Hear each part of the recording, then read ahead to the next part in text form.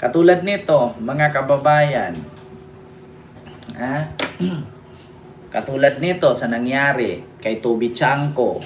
Mga kababayan, itong script ni Leandro Libeste at ng mga DDS, binasag ni Toby Chanko. Bakit? Ganito mga kababayan, kung naalala ninyo, sabi ni Leandro Libeste, meron daw 2 million budget a year ang mga kongresista.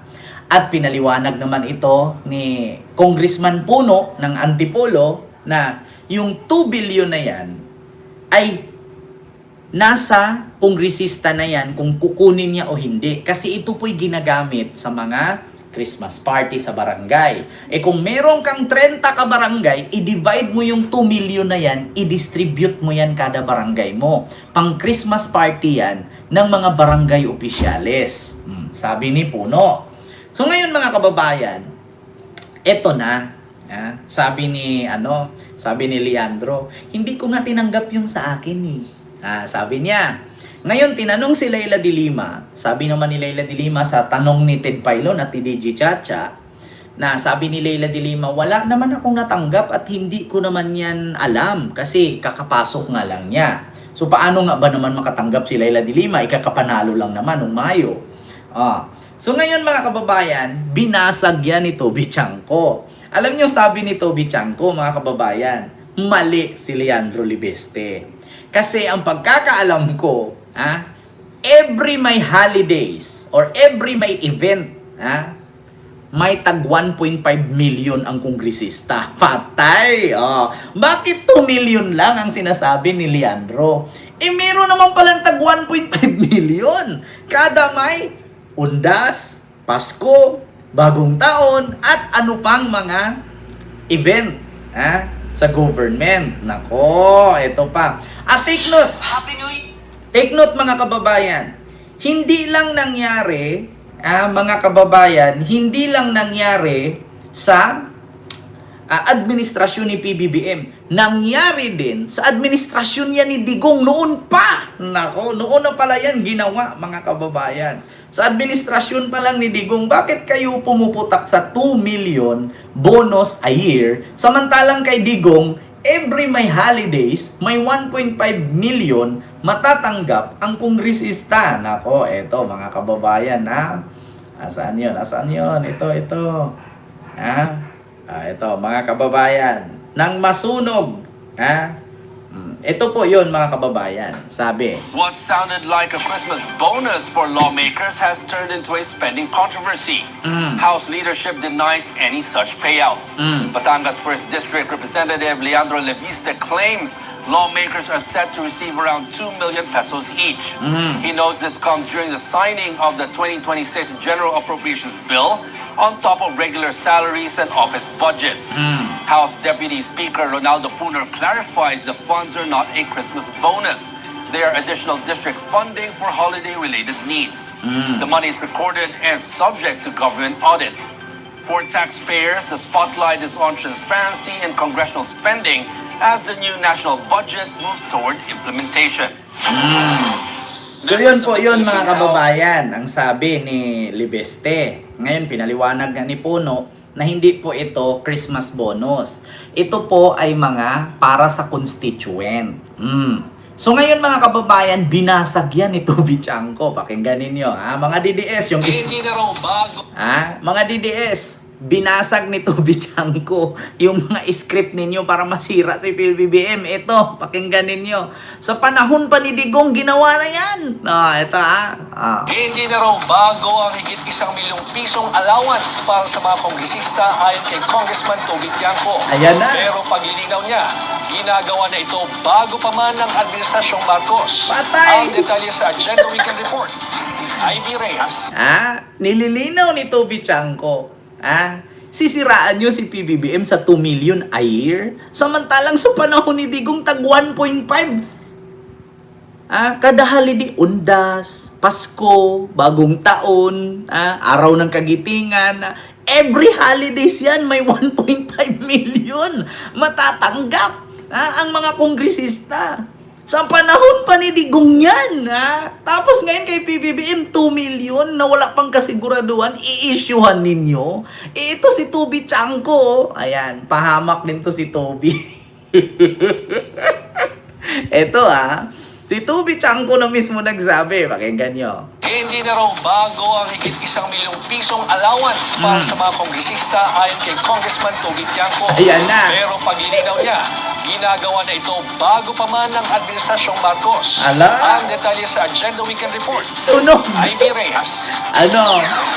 Paldong-paldo, Kinumpirma ni Navotas City Representative Toby Tiangco na mayroong natatanggap na allowance sa mga kongresista na aabot umano sa 1.5 million pesos tuwing Undas, Pasko at Semana Santa Ayan. bilang parte ng operational expenses ng kani-kanilang distrito. Ayan. Sa kanyang mensahe sa Billionaire News Channel, hindi lang daw sa Administrasyong Marcos may ganitong allowance, kundi sa mga nakaraang administrasyon. Patay. Anya, nang pumasok siya noong 2010 sa administrasyon ni dating Pangulong Noynoy Aquino hanggang sa Duterte administration, may ₱1 million allotment talaga ang mga kongresista na ginagamit para sa maintenance and other Ayan na,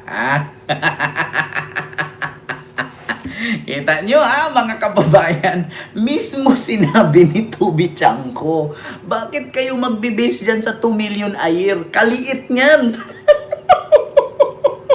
Ano mga DDS? Yung script ninyo palpak. Binasag ni Toby Chanko. Binasag ni Toby Chanko ang script ng mga DDS para masira si PBBM. Si PBBM, inisyu ninyo sa 2 million allowance a year. Samantalang sabi ni Toby Chanko, sa panahon ni Digong, kada may holiday may 1.5 million.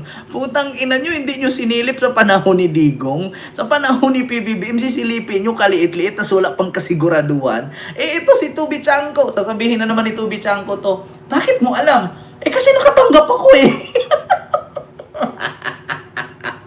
Diba? Katulad nung 7-7 scheme. Bakit mo alam na may 7 million na matatanggap sa tupad, sa AIC, sa ganyan-ganyan? Nakatanggap ako Sunog na naman ang mga DDS. Diba? Kita ninyo? Mga kababayan, ayan, Leandro Libeste, mag-ingay ka pa hanggang sa bumulusok lahat ng baho ninyo dyan sa Kongreso. Ayan na, mga kababayan, mismong si Toby Chanko na ang nagbulgar. Ulitin natin sa mga nakaraang administrasyon. Anya, nang pumasok siya noong 2010 sa administrasyon ni dating Pangulong Noynoy Aquino hanggang sa Duterte administration, may ₱1 million allotment talaga ang mga kongresista na ginagamit para sa maintenance and other operating expenses o MOOE ang mga aktibidad ng kanilang distrito habang walang sesyon sa batasan. Naungkat ang usaping ito kasunod ng aligasyon ni Batangas 1st District Representative Leandro Libiste na may natanggap na ₱2 million ang bawat congressman nitong Disyembre bilang Christmas bonus. Bagaman sang-ayon si Chanco na dapat liquidated ang allocation na ibinibigay sa mga kongresista, hindi niya kinumpirma na bonus ang tawag dito dahil operational expenses daw talaga ang alam niyang ipinamimigay sa kanila. Kung bakit ₱2 milyon ang nabanggit ni Libiste, hindi niya rin daw masabi dahil hindi naman siya nakatanggap ng cheque Disyembre nitong nakaraang taon. Bago mag-break ako.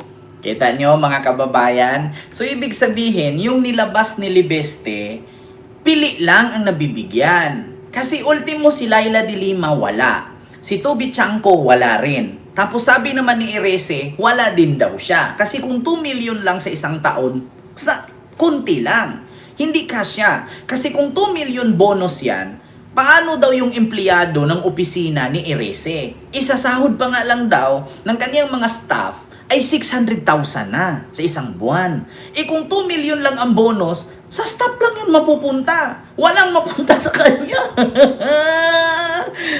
Sabi ni Erese, kung 2 million ang bonus sa isang taon, sa mga kongresista, sa staff ko pa lang 600,000 na ang sahod aman. Kung i-bonus ko yun, wala nang mapunta sa akin. Kulang, di ba? Paano pa yung mga staff? Meron pang mga sa barangay, bibigyan ko pa yung mga barangay, di ba? Mga opisyales sa aking distrito. Wala nang mapunta sa akin, kulang yung 2 million. Ito ngayon, sinabi ni Toby Chanko, Wala daw siyang natanggap na 2 million. Pero, noon pa man, mula sa kay Pinoy, kay Digong, may tag 1.5 million na yan every holidays. Ayan na nga, mga DDS. Mukhang kulang yata yung script niya. Mukhang palpak yata ang palakad ni Libeste. Mukhang kulang. Libeste, kailangan mo mag-aral sa workshop ni OG Diaz. Kasi hindi papasok Palpak. Nabara. Dapat ginawa ninyo 10 million. Bakit 2 million lang? Kasi pag sinabi mo 10 million, kapanipaniwala yan. Kasi biruin mo ba naman sa Undas, meron kang 1.5. Sa Semana Santa, meron kang 1.5. Sa Pasko, meron kang 1.5. Sa New Year, meron kang 1.5. Ilang 1.5 na yun? 333. 1.5, 3 na. 1.5, 6 na. Paano pa yung ibang mga Ninoy Aquinos Day, di ba? Yung tawag doon, Martial Day, di ba? Kaya bawat holiday nga daw. Paniwala pa ako kung 10 million, di ba? Bakit 2 million lang? Yan, palpak. Si Tubi Chanko na nagbara. Mga DDS, sinunog ni Tubi Chanko. Ay, naku. Di ba, ang mga DDS, saludong saludo dito kasi kinakanta daw niya. At least kinanta ni Tubi Chanko sa panahon ni Digong. Sasakyan na naman to ng mga DDS. Tignan ninyo. So totoo pa lang sinabi ni Libiste may 2 million. So totoo din ang sinabi ni Tubi Chanko na 1.5. Kada holidays. Wow, paldong-paldo sila. Pero sa panahon pa ni Digong nangyari na yan. Mga DDS, mag-iyakan na naman kayo. Mga DDS, ano na? Ano na, mga DDS? Sasabihin niyo, totoo nga, sabi ni Libiste, may 2 million. Ngayon, sinakyan pa ni Tubi Chanko, totoo daw, tag 1.5. Anong sabi ni Tubi Chanko?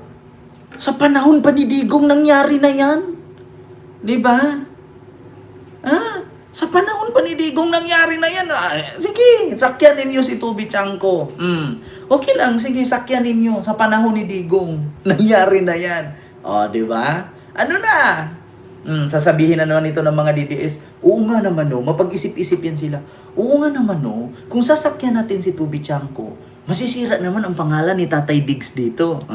Pag narinig na naman ni Robin Padilla yan, huwag na natin pag-usapan yung nakaraang administrasyon. Dapat ang pag-usapan natin, itong kay BBM ngayon. Ganyan yan si Robin mukhang, nagdadamay ka na naman. Nakaraang administrasyon na naman.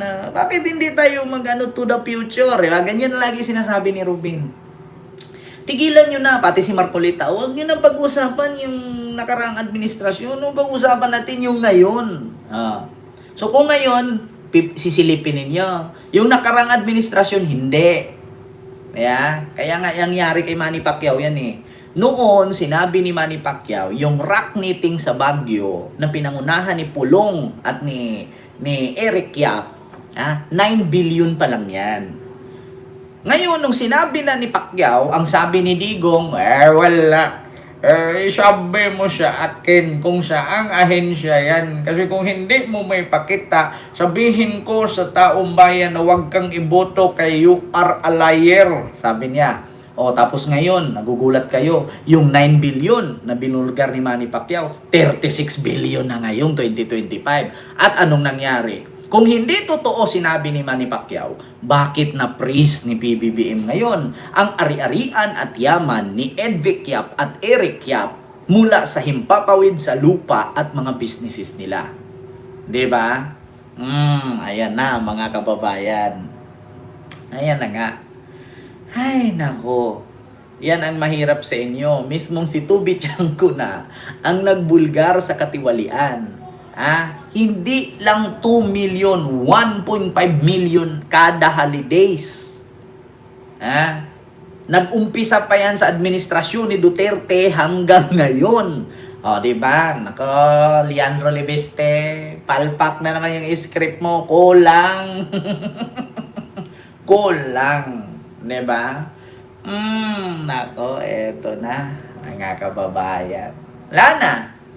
Mga DDS, ano naman sasabihin ninyo ngayon? Si Tubi Chanco, gumawa na naman ng imbento. Potang ina nyo. Ayan kayo kapag pabor sa inyo, titirahin nyo. Pag hindi nyo pabor, tahimik kayo. Tangina nyo, pag untog ko yung ulo nyo hanggang sa maglabasan yung utak nyo, yung kapiranggot. Diba? Kapag pabor sa mga DDS yan, putak sila ng putak. 2 million, grabe. Ngayon, nung sabi ni Tubi Chanco, hindi lang 2 million yan, 1 million kada holiday yan sa administrasyon panidigong yan hanggang ngayon. Sasabihin ng mga DDS yan, hindi, sinungaling yan si Chanco, walang katotohanan yan, okay maniwala dyan. Kasi hindi pabor sa kanila. Diba? Ayan, putak ka pa ng putak libeste. Ayan, kita mo. Binulja ka ngayon ni Tubi Chanco. Ay, naku mga DDS, ang bububo nyo kasi, iwan ko ba? Di ba? Yung script nyo kulang. Kung ginawa nyo 10 million yan, maniwala pa kami. Kasi para at least, kung sumobra man, at least pasok na pasok doon sa binulgar ni Tubi Chanco. Problema 2 million 2 million, wala. Barya lang yan. Yan ang problema sa inyo. Ay, nako. So yun po yun mga kababayan. Kaya napakarami pong mga politiko na gusto mag-congressman. Kasi bakit? Kahit wala kang gagawin sa distrito mo, tiba-tiba ka Hindi ko naman sinabing lahat. Kasi marami naman po mga kongresistang mababait. Meron nga mga kongresista dyan, tahimik lang. Parang si Mark, tahimik lang. Diba? So yun lang po mga kababayan. Maraming salamat po sa inyong lahat dyan.